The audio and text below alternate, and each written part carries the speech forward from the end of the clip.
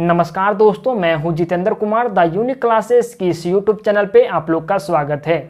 आज हम लोग पढ़ा पंचायत शासन व्यवस्था से संबंधित पूरी जानकारी प्राप्त करेंगे। आपके आगामी जेपीएससी जैसे एग्जाम में यहाँ से प्रश्न अवश्य पूछे जाएंगे। पढ़ा का मतलब क्या होता है, ये आपको पहले बता दें कि जो पढ़ा पंचायत शासन व्यवस्था है ये उरांव जनजाति की शासन व्यवस्था है।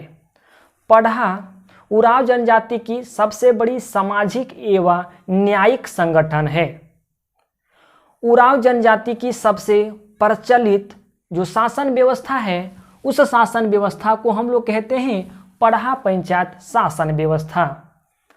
पढ़ा पंचायत शासन व्यवस्था से संबंधित पूरी जानकारी प्राप्त करने से पहले आपके मन में ये प्रश्न आना चाहिए कि क्या उरांव हमारे झारखंड के मूल निवासी थे या इनका आगमन सिर्फ झारखंड में हुआ था। तो इससे रिलेटेड हम लोग जानकारी प्राप्त करते हैं। ऐसा कहा जाता है कि उरांव जो जनजाति थे इनका जो मूल स्थान था वो दक्कन था। हालांकि जो हमें स्रोतों से पता चलता है उसके बारे में हम लोग जानकारी प्राप्त करते हैं। सबसे पहले ये महाराष्ट्र के कोंकण जगह पे रहा करते थे। महाराष्ट्र के कोंकण नामक स्थान पे नर्मदा नदी के पैदावार क्षेत्र पे ये रहा करते थे। ठीक है, ये महाराष्ट्र को अपना पुराना घर भी मानते हैं। ये पुराना घर मानते हैं। हालांकि ये नदी के किनारे इसलिए रहा करते थे क्योंकि इनको यहाँ से पानी की व्यवस्था हो जाती थी और इनको खेती करना आता था। इनको एक व्यवस्थित तरीके से कृषि करना आता था। तो ये कोई पैदावारिक क्षेत्र पे ही रहा करते थे ताकि यहाँ से फसल की अच्छी उपज हो जाए और पानी की व्यवस्था नदी से हो जाए ताकि ये अपने जीवनयापन अच्छी ढंग से कर सके। ये अपने जीव जंतु का भी पालन किया करते थे। जीव जंतु का पालन किया करते थे। इसके बाद कुछ दिनों के बाद ये अपने जगह को परिवर्तन करते हैं। यहाँ से पलायन होते हैं। इसके बाद ये आते हैं बिहार का रोहतासगढ़।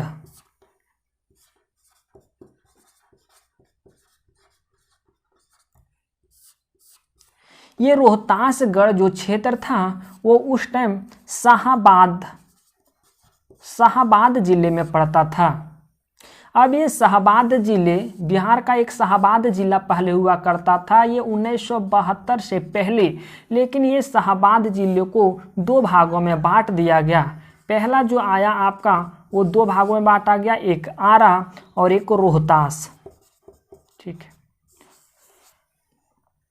ये रोहतासगढ़ में आए। ये रोहतासगढ़ जो आपका था वो शाहाबाद जिले में पड़ता था।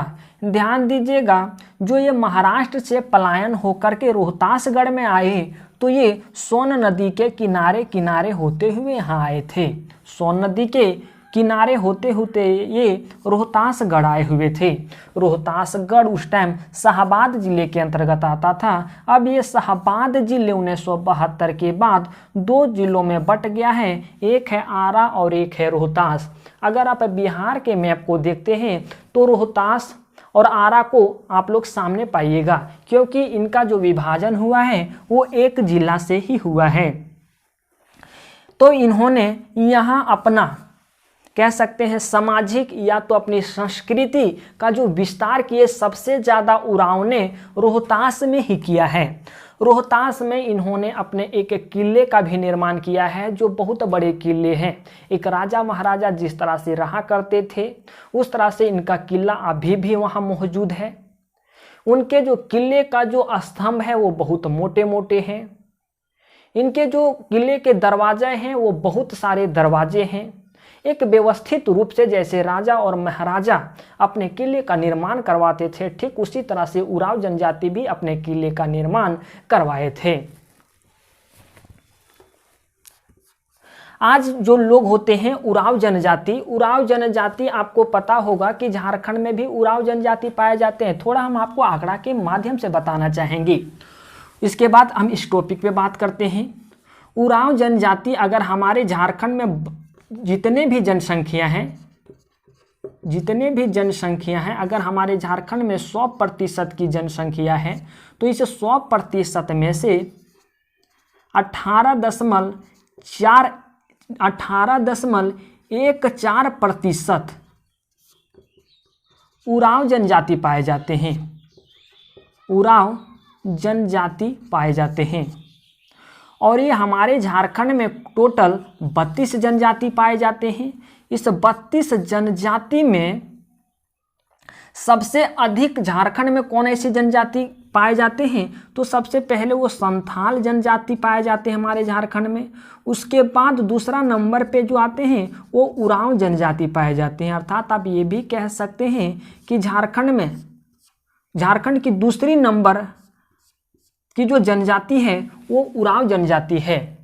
क्या है? उरांव जनजाति है। हमारे झारखंड में लगभग 35% संथाल जनजाति का यहाँ निवास करते हैं और उरांव जनजाति आपको हम बताएं 18.14% उरांव जनजाति का यहाँ लोग रहते हैं।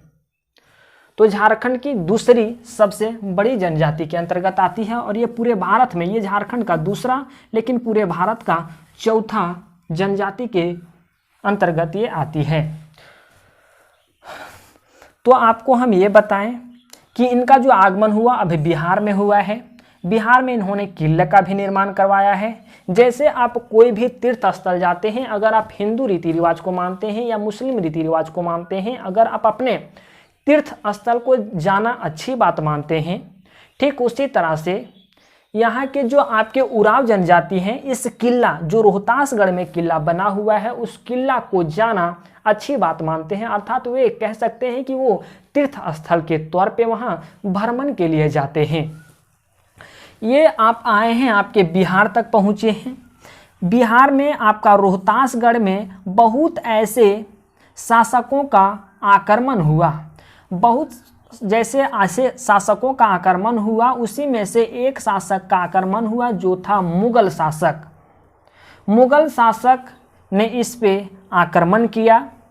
उसके बाद इन्होंने मुगल शासकों से पराजित हो गए, अर्थात मुगल शासकों की यहाँ विजय हो जाती है और इनकी पराजय हो जाती है। इनकी पराजय होने के पीछे बहुत ऐसे कारण थे, हम आपको कई और वीडियो में बता देंगे कि इनके पराजय के पीछे क्या कारण रही थी। आप यही समझिए कि जब ये रोहतासगढ़ में आए, किला का निर्माण किए, तो मुगलों का यहाँ आक्रमण हुआ, मुगलों का विजय हो गया और यहाँ आपके उरांवों की हार हो जाती है। अब उरांवों की हार हो जाती है तो फिर से ये अपने स्थान को परिवर्तन करते हैं, अर्थात अपने निवास स्थल को परिवर्तन करते हैं और यहाँ से ये यहाँ चलना स्टार्ट कर देते हैं गंगा नदी के किनारे किनारे। कुछ जो उरांव हैं वो गंगा नदी के किनारे किनारे चलना स्टार्ट कर देते हैं और जो आपके कुछ उरांव हैं वो सोन नदी के किनारे किनारे चलना स्टार्ट कर देते हैं।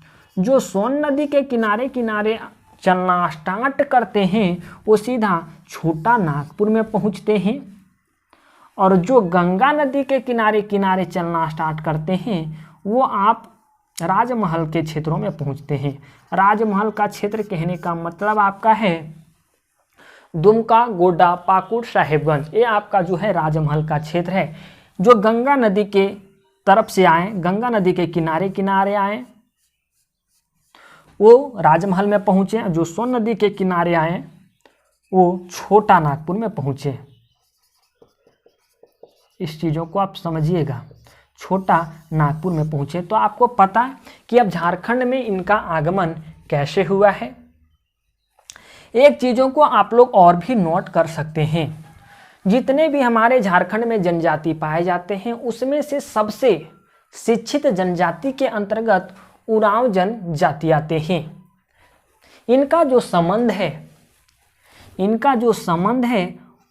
इनका जो जाति है प्लस इनकी जो भाषा है वो द्राविड़ परिवार की भाषा से संबंधित है। द्राविड़ परिवार की भाषा से संबंधित है।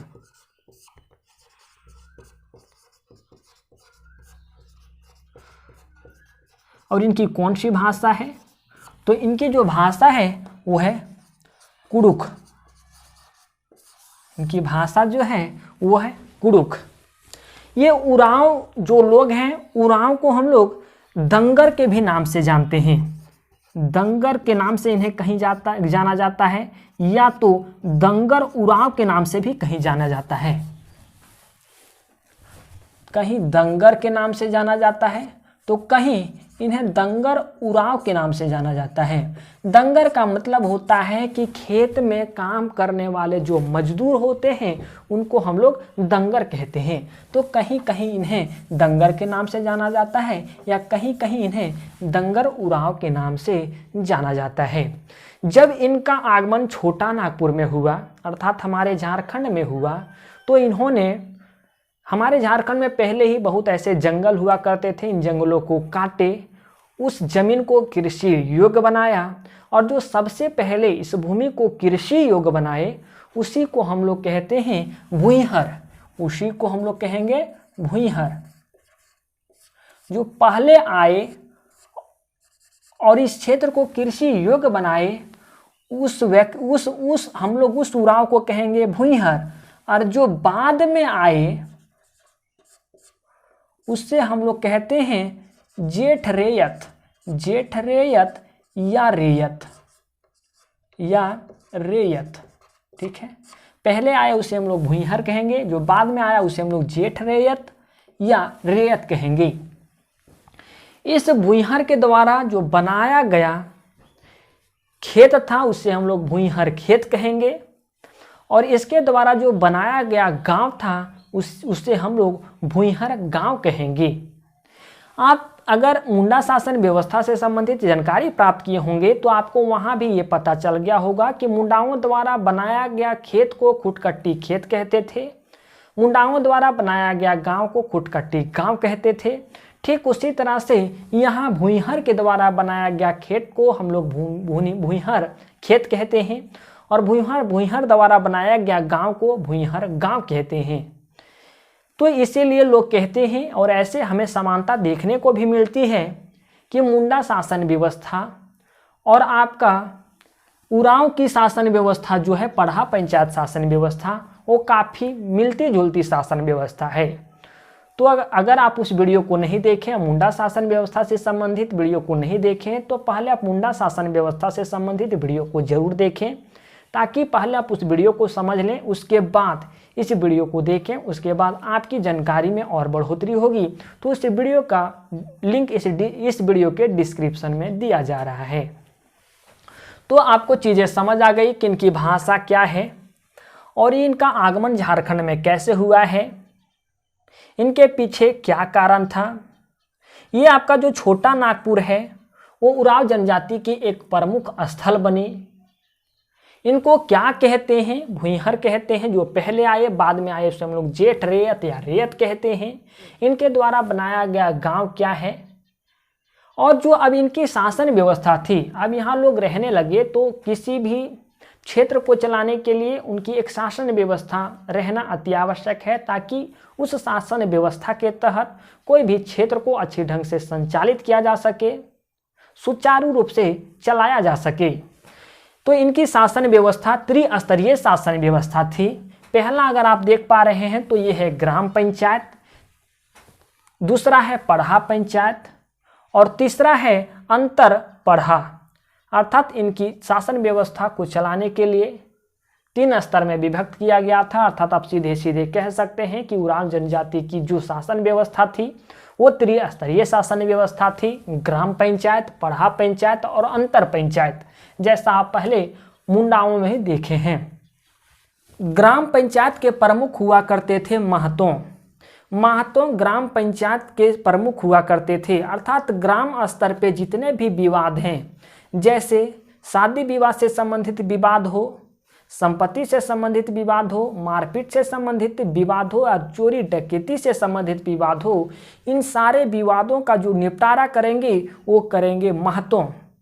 और ग्राम स्तर पे इन सारे विवादों का निपटारा करने के लिए एक पंचायत की स्थापना की गई थी। उस पंचायत का नाम है ग्राम पंचायत, और इस ग्राम पंचायत के जो प्रमुख हुआ करते थे उसको हम लोग कहते हैं महतों। ठीक है, महतों का काम हुआ करता था इन सारी समस्याओं का निपटारा करना। अगर इन सारी समस्याओं का निपटारा ग्राम स्तर पे नहीं किया जा पा रहा है, अर्थात महतो द्वारा नहीं किया जा पा रहा है, तो इस समस्याओं को लेकर के पढ़ा पंचायत भी लोग पहुंचते थे। अर्थात आप समझिए यहाँ ऐसे कि अगर आपके मौलिक अधिकार को कोई हनन करता है तो आप डिस्ट्रिक्ट कोर्ट जाते हैं। उसके बाद अगर आप वहाँ की फैसलों से संतुष्ट नहीं होते हैं तो आप हाई कोर्ट जाते हैं। फिर हाई कोर्ट की फैसले से आप संतुष्ट नहीं होते हैं तो आप सुप्रीम कोर्ट जाते हैं। ठीक उसी तरह से अगर इन सारी समस्याओं का जब निपटारा महतों द्वारा किया जाता है और जो जिनके बीच की समस्या होती है, पक्ष या विपक्ष, अगर वे इन समस्याओं से जो आपको डिसीजन महतों द्वारा दिया गया है उस डिसीजन से नहीं संतुष्ट होते हैं तो फिर वे पढ़ा पंचायत भी जाते हैं। ठीक है, तो महतों का काम ये होता था कि संपत्ति का बंटवारा से संबंधित जितने भी विवाद हैं उनका निपटारा करना, विवाह संबंधी विवाद, निषेध उल्लंघन, यौन अपराध, चोरी और मारपीट से संबंधित विवाद का निपटारा महतो करेंगे। महतों का एक सहायक हुआ करते थे जो थे पाहन। ठीक है, इनका जो पद हुआ करता था वो वंशानुगत पद हुआ करता था। वंशानुगत कहने का मतलब ये है कि अगर कोई भी महतों के पद पे अभी है, अगर वे मर जाते हैं तो उनका बेटा ही उस महतों के पद पे कार्यरत होगा। ध्यान दीजिएगा, ये वे बेटा यहाँ उनके पद पे कार्यरत होगा जो बड़ा बेटा होगा और विवाहित भी होगा। विवाहित मतलब शादीशुदा भी होगा, वह बेटा इनके पद को संभाल सकता है। इसलिए हम यहाँ लिखिए हैं कि पद जो होगा वो वंशानुगत होगा और ज्येष्ठता होगा। ज्येष्ठता कहने का मतलब कि उसका बड़ा बेटा ही आएगा। ठीक है, ज्येष्ठता के सिद्धांत पर आधारित, और उसका बड़ा बेटा होगा तो ठीक है, लेकिन उसका बेटा विवाहित भी होना चाहिए, अर्थात शादीशुदा भी होना चाहिए।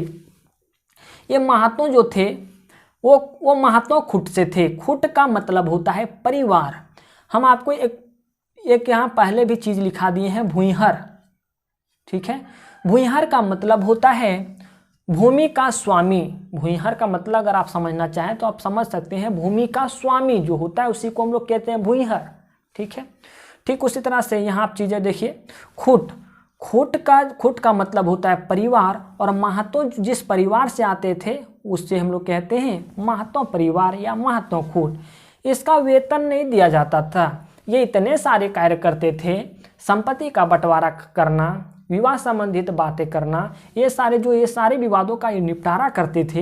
इनके लिए इन्हें वेतन नहीं दिया जाता था। इनके लिए इन्हें भूमि दिया जाता था और उस भूमि को हम लोग कहते हैं महतवई भूमि या तो महतवई जमीन। इनको इन सारे कामों के लिए वेतन नहीं दिया जाता था, लेकिन जमीन दी जाती थी जिसे हम लोग कहते हैं महतवई जमीन। इनका जो कार्य हुआ करता था वो प्रशासनिक हुआ करता था तथा न्यायिक हुआ करता था। आप चीज़ों को समझिएगा। अगर कोई भी पूछे आपको कि पढ़ा पंचायत शासन व्यवस्था में प्रशासनिक तथा न्यायिक के प्रमुख कौन हुआ करते थे तो आपको बताना है कि महतो जो हुआ करते थे वो प्रशासनिक एवं न्यायिक के प्रमुख हुआ करते थे। यह जो प्रशासनिक एवं न्यायिक जो कार्य है वो अभी महतों द्वारा किया जाता है, लेकिन ये महतों का कार्य पहले पाहन किया करते थे। अब पाहन का बहुत सारा काम हो जाता था। जैसे पाहन का जो मूल काम है, आप पहले भी पढ़े थे कि इनका जो काम है वो धार्मिक काम है। क्या है? इनका जो काम है वो धार्मिक काम है, लेकिन धार्मिक काम के अलावा ये पहले प्रशासनिक कार्य को भी संभालते थे पाहन, और न्यायिक कार्य को भी संभालते थे पाहन। ठीक, अब इनका काम का जो दबाव है वो बढ़ता चला गया। काम का दबाव बढ़ने के कारण यहाँ एक अलग पद का सृजन हुआ है जिसे आज हम लोग पढ़ते हैं महतों के रूप में।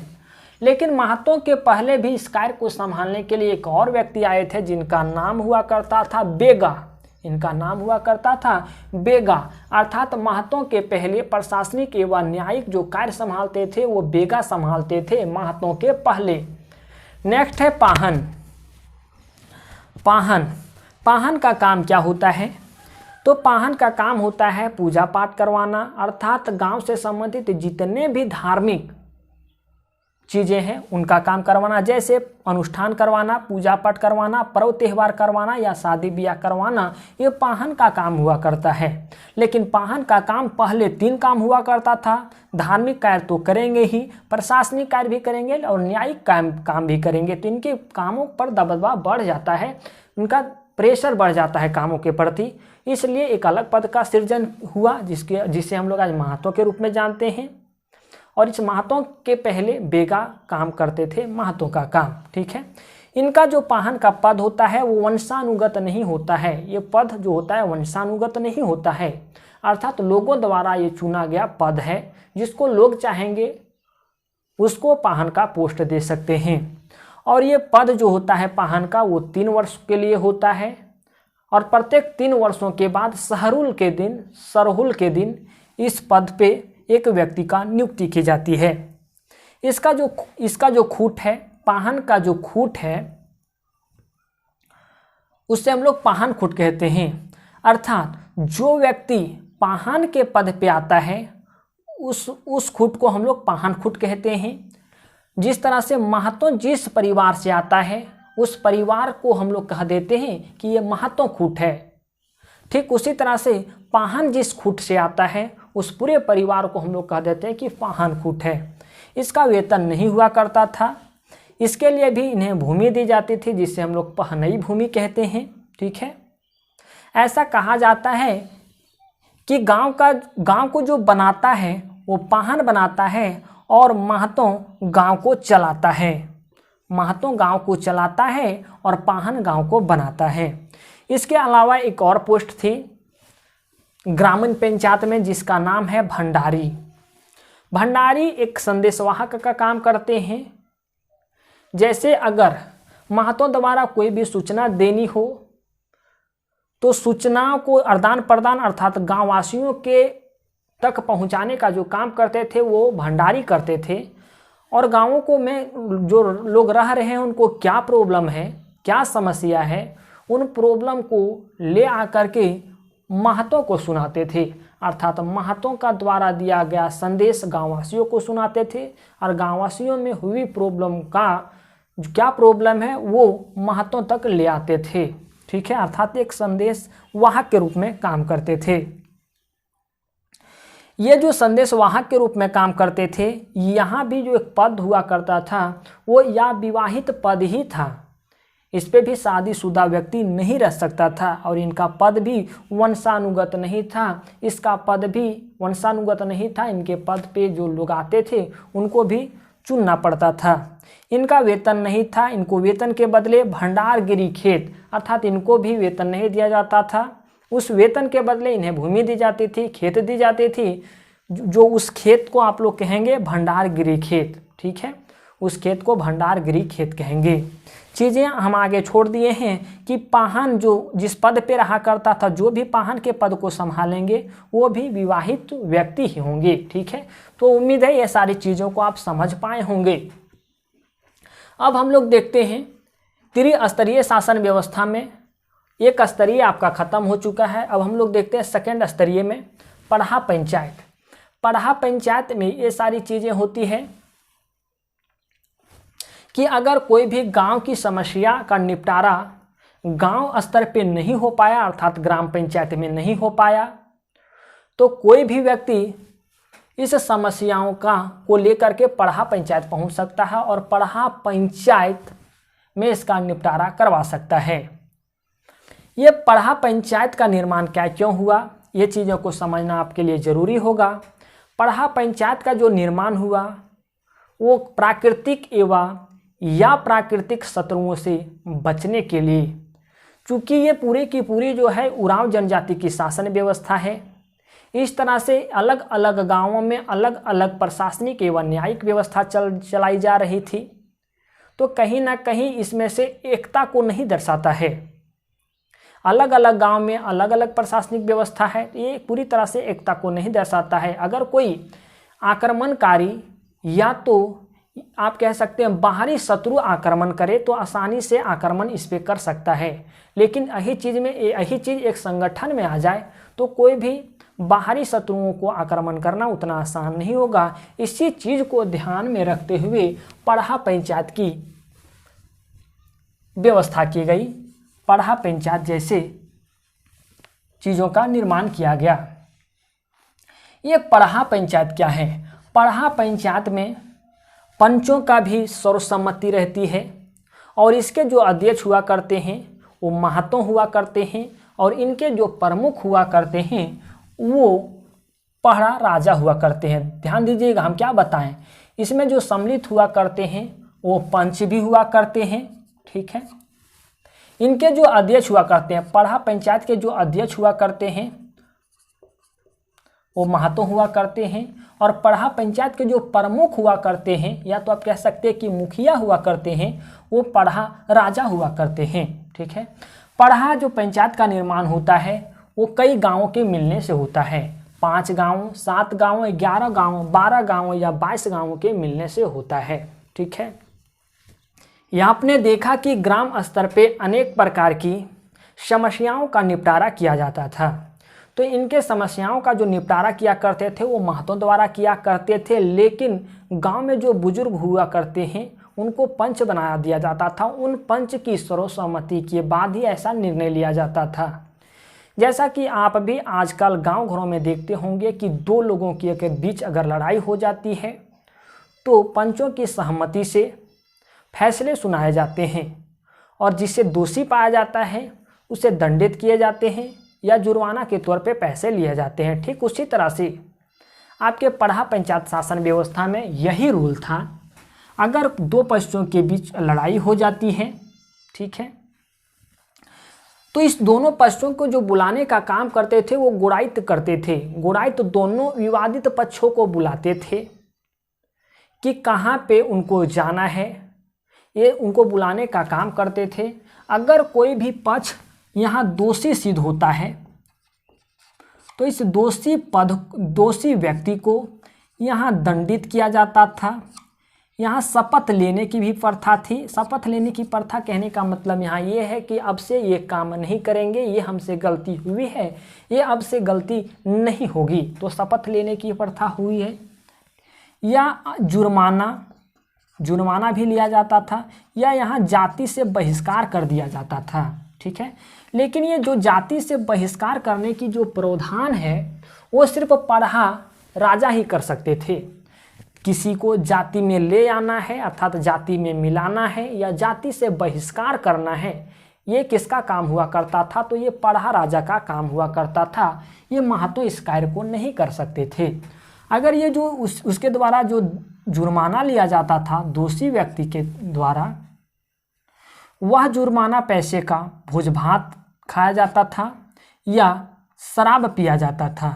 या तो भोज भात खाया जाता था या शराब पिया जाता था। ठीक है, तो इस चीज़ों को आप लोग नोट कीजिएगा।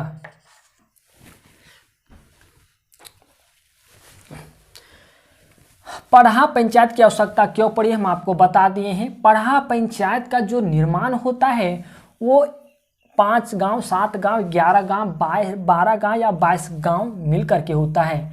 पढ़ा पंचायत के जो राजा होते हैं जिसे हम लोग पढ़ा राजा कहते हैं। ठीक है, पढ़ा के जो प्रमुख होते हैं उसे हम लोग पढ़ा राजा कहते हैं। उनका जो पद होता है उनका पद भी वंशानुगत होता है। कहने का मतलब जो आज है आने वाला टाइम में उसका ही बेटा पढ़ा राजा बनेगा।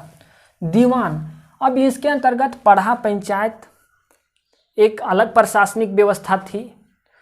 तो इनमें अलग अलग लोग अलग अलग पद पे अलग अलग कार्य करते थे। उसमें से कार्य करने वाले लोग थे दीवान, मंत्री, कोटवार, पेन भरा और गुड़ायत।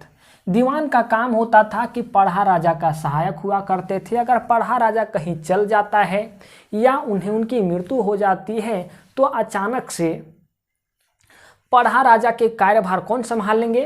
तो उनके कार्यभार संभालेंगे दीवान। मंत्री जो होते हैं, मंत्री देखा जाए तो मंत्री सलाहकार होते हैं। मंत्री सलाह देते हैं कि कौन कहाँ क्या काम कब करना है। कोटवार का संदेशवाहक होते हैं। ठीक है, पढ़ा पंचायत में कोटवार जो होते हैं वो संदेशवाहक होते हैं, अर्थात राजा के द्वारा दिया गया डिसीजन प्रजा को सुनाएंगे। और प्रजा की क्या समस्या है, क्या प्रॉब्लम है, वो राजा तक पहुंचाएंगे। नेक्स्ट है पेन भरा। पेन भरा क्या है? बैठक के लिए खान पान की व्यवस्था करना। एक बैठक होती है, ठीक है, इतनी सारी समस्याओं को सुलझाया जाता है, तो बैठक होती है। बैठक के दौरान क्या खाना है, क्या पीना है, उन सारी व्यवस्था क्या होनी चाहिए, उन सारी व्यवस्था कौन करते हैं? तो पेन भरा करते हैं। अब आता है गुड़ायत। गुड़ायत क्या होता है कि विवादित पक्षों को बुलाना है। अगर दो लोगों के बीच की लड़ाई है तो दोनों लोगों को बुलाना है। तो ये चीज़ों को आप समझ पाए होंगे। अब एक आता है जो लास्ट है, वो आता है अंतर पढ़ा।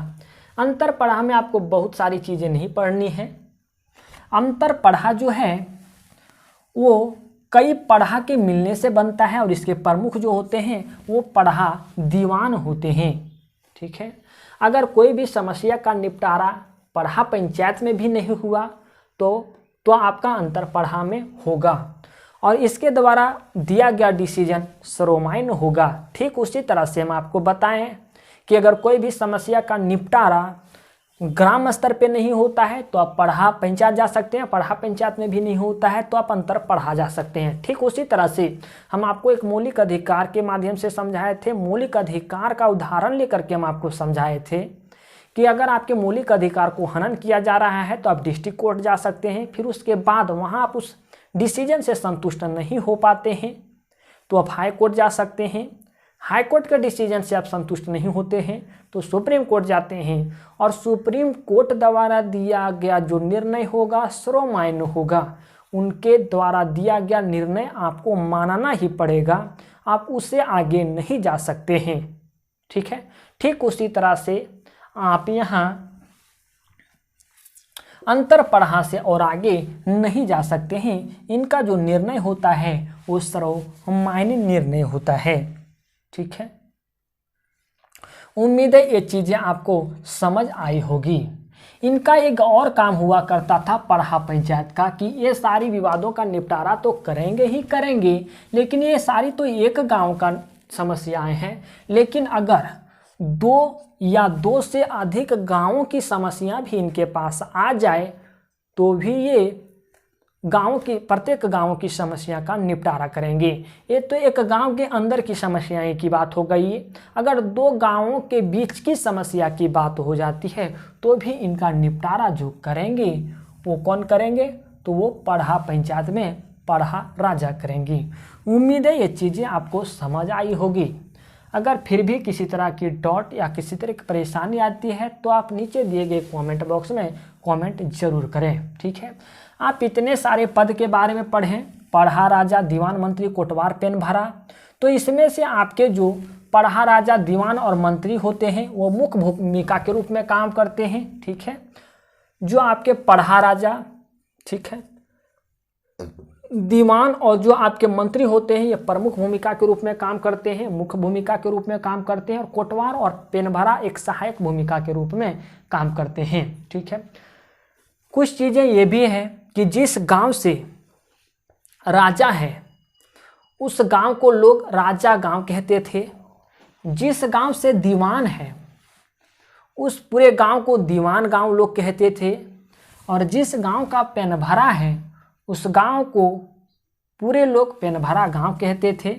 कोटवार जिस गांव का है उस गांव को पूरा कोटवार गांव कहा करते थे, और बाकी जो सारी गांवें बच जाती हैं उसे लोग प्रजा गांव कहा करते थे, ठीक है। मतलब जो पद जिस गांव के व्यक्ति को दिया गया है उस पद के नाम से पूरे गांव का नाम संबोधित किया जाता था। अगर कोई भी गांव में कोई पद नहीं है तो उसे प्रजा गांव कह दिया जाता था, ठीक है। अब चीज़ों को आप समझिएगा। एक आता है दूध भैया गांव। दूध भैया गांव क्या होता है, इसी में से चीज़ों को समझने की कोशिश कीजिएगा। अगर कोई भी व्यक्ति एक पढ़ा पंचायत को छोड़ता है, इनको लगता है कि पढ़ा पंचायत को छोड़ करके ये पढ़ा पंचायत में चला जाए, तो कोई बात नहीं, इस पढ़ा पंचायत से इस पढ़ा पंचायत में जा सकता है। लेकिन ऐसा भी नहीं है कि अगर ये पढ़ा पंचायत से इस पढ़ा पंचायत में चला गया तो इस पढ़ा पंचायत से दुश्मनी हो गई। ऐसा बिल्कुल भी नहीं है, दुश्मनी नहीं है, ये बिल्कुल जा सकते हैं। लेकिन अब तो ये इस पढ़ा पंचायत में पहुंच गए हैं, अब ये इस पढ़ा पंचायत में रहने लगे हैं, तो अब ये व्यक्ति इस पढ़ा पंचायत को दूध भैया गाँव कहेगा। क्या कहेगा? दूध भैया गाँव कहेगा, क्योंकि पहले यही पढ़ा पंचायत में रहा करते थे, बाद में ये पढ़ा पंचायत में ये गए। जब ये पढ़ा पंचायत में ये चले गए तो पहले वाले पढ़ा पंचायत को ये दूध भैया गांव कहेंगे। उम्मीद है ये चीज़ें आपको समझ आई होगी। एक पॉइंट आप लोग और नोट कर सकते हैं कि जो आप यहाँ जो कर लेने की जो प्रथा थी, कर वसूलने की जो प्रथा थी, वो सिर्फ पंच ही वसूल सकते थे और पंचायत ही वसूल सकती थी। पंच और पंचायत ही वसूल सकती थी। इन सारे कार्य को आपके पाहन नहीं कर सकते थे और महतो नहीं कर सकते थे। ठीक है, तो आप इस चीज़ को यहाँ से नोट जरूर कर लीजिएगा कि कर वसूलने की वहाँ प्रथा थी, लेकिन ये जो कर वसूलते थे वो पंच वसूलते थे और पंचायत वसूलते थे। यह काम पाहन और महतो को नहीं दिया गया था। हालांकि ये पाहन और महतो करते कब? जब इनकी सहमति होती, अर्थात पंच और पंचायत की जब सहमति होती थी तो पाहन और महतो इस कार्य को कर सकते थे, लेकिन ये अपने इच्छा अनुसार इस कार्य को नहीं करते थे। उम्मीद है ये चीज़ें आपको समझ आई होगी। अगर फिर भी किसी तरह की डाउट या किसी तरह की परेशानी आपके मन में आ जाती है तो आप नीचे दिए गए कमेंट बॉक्स में बेहिचक कमेंट करें, आपकी हम पूरी सहायता करेंगे। उम्मीद है यहाँ से आने वाले अब जितने भी ऑब्जेक्टिव क्वेश्चन होंगे आपसे सारे ऑब्जेक्टिव क्वेश्चन बन पाएंगे।